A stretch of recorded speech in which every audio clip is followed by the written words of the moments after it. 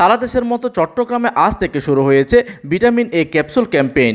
রোববার সকাল ৮টা থেকে টিকা দেওয়া শুরু হলেও সকাল ১১টায় নগরীর সদরঘাট সিটি কর্পোরেশন জেনারেল হাসপাতালে ক্যাম্পেইনের আনুষ্ঠানিক উদ্বোধন করেন city mayor doctor Shahadat Hossain.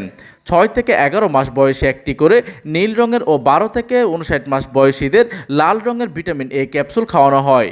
এবার চট্টগ্রাম নগরীর ৪১টি ওয়ার্ডে ১,২২১টি কেন্দ্রে ৫,৬৪,০০০ শিশুকে টিকা খাওয়ানোর লক্ষ্যমাত্রা নির্ধারণ করেছে চট্টগ্রাম সিটি কর্পোরেশনের স্বাস্থ্য বিভাগ।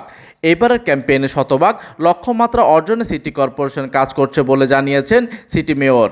এইদিকে সিটি কর্পোরেশনের পাশাপাশি চট্টগ্রামে ১৫টি উপজেলায় ৮,৪২,১৬৯ শিশুকে টিকা প্রদান করছে সিভিল সার্জন কার্যালয়।